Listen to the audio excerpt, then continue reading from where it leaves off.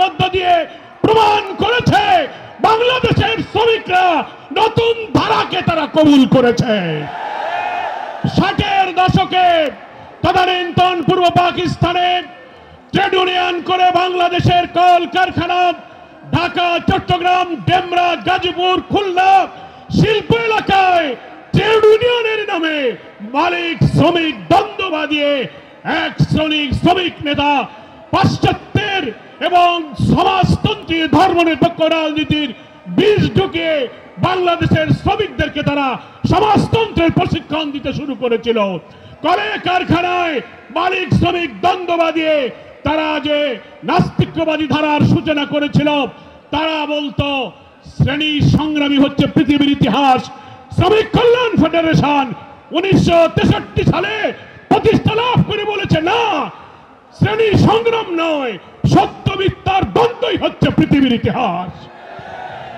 শ্রমিক কল্যাণ ফেডারেশন মালিক শ্রমিকের দ্বন্দ্ব নয়, সৎ মালিক সৎ শ্রমিকের সম্মেলনে মিলিত প্রচেষ্টায় কল কারখানা অর্থনীতির উৎপাদনের চাকাকে সচল রেখে একদিকে শ্রমিকের অধিকার, অপরদিকে অর্থনীতির চাকাকে সামনে নিয়ে যাওয়ার এই নতুন ধারার সৃষ্টি করেছে শ্রমিক কল্যাণ ফেডারেশন। প্রিয় ভাইরা আমার, তারা স্লোগান দিয়েছিল শ্রমিক রাজ কায়েম করবে। তারা বলেছিল trade union is the school of communism.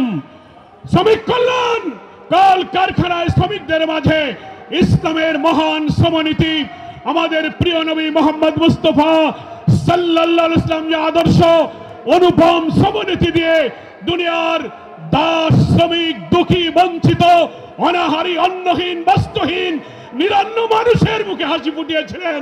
শ্রমিক কল্যাণ সেই শ্রমনীতির দাওয়াত দিয়েছে।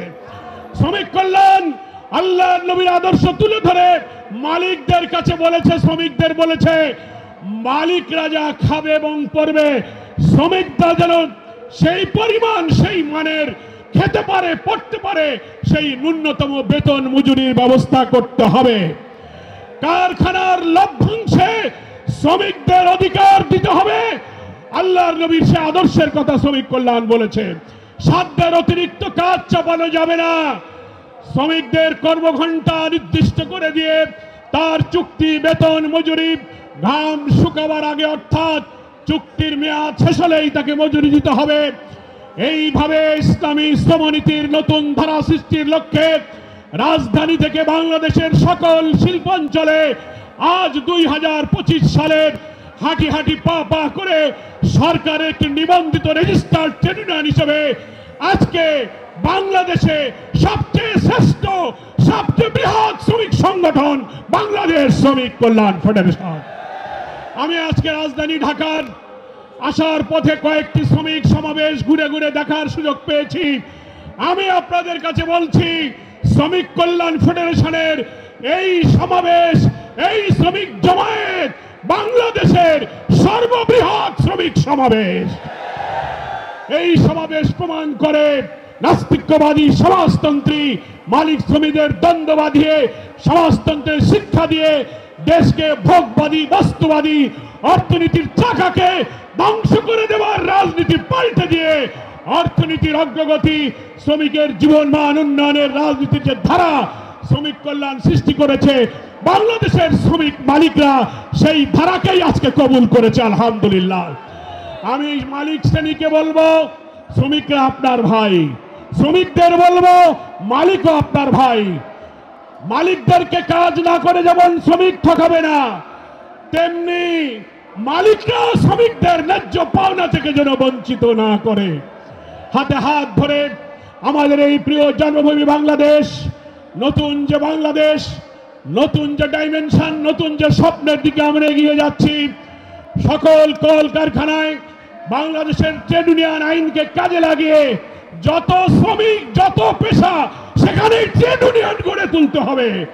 পরিবহন, গার্মেন্টস, সমস্ত শিল্প সেক্টরে পাটকল, সুতাকল, চিনিকল, পেপার মিল, বন্দর, রেল, সমস্ত পেশা ইউনিয়ন করার মধ্য দিয়ে আজ হাজার বাধা বিপত্তির মধ্য দিয়ে শ্রমিক কল্যাণ ফেডারেশন একটি শ্রেষ্ঠ ফেডারেশনে রূপান্তরিত হয়েছে। আমি শ্রমিক কল্যাণ ফেডারেশনকে সেই জন্য মোবারকবাদ জানাই। ধন্যবাদ জানাই।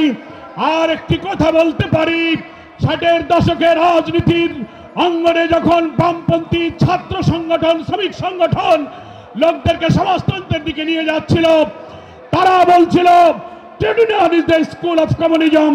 শ্রমিক কল্যাণ তখন স্লোগান দিয়েছে নো, তারা যদি ট্রেড ইউনিয়নকে সমাজতন্ত্রের স্কুল বানাতে পারে, আমরাও আল্লাহর বান্দা হিসাবে ট্রেড ইউনিয়নকে ইসলাম শেখার স্কুল বানাতে পারি।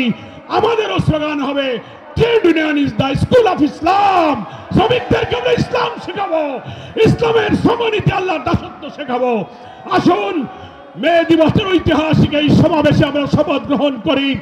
নতুন বাংলাদেশের লক্ষ্যে কলে কারখানার উৎপাদনের চাকাকে সচল রেখে, মালিক শ্রমিকের সম্প্রীতি বন্ধন অটুট রেখে, ট্রেড ইউনিয়ন আমাদের যে অধিকার দিয়েছে সে অধিকার যেন আমরা পাই। আল্লাহর নবীর প্রণীত ইসলামী সমনীতি কায়েম হবে। কিন্তু মনে রাখবেন, ইসলামী সমাজ, ইসলামের কল্যাণ রাষ্ট্র কায়েম না হলে ইসলামী সমনীতি কায়েম হবে না। কি বলেন, ঠিক কিনা? রাষ্ট্র যদি বাতিল আর তাগুতের হাতে থাকে, আলাদাভাবে ইসলামী সমনীতি কখনো কায়েম করা যায় না। তাই ইসলামী সমনীতির সংগ্রাম, ইসলামী রাষ্ট্রের সংগ্রাম এক এবং অভিন্ন সংগ্রাম। এই সংগ্রামকে এগিয়ে নিয়ে যাওয়ার প্রদত্ত আহ্বান জানিয়ে আমি আমার বক্তব্য শেষ করছি। আল্লাহ হাফেজ। For more updates, follow us on Facebook, subscribe our YouTube channel, get the latest update on www.daily-sun.com.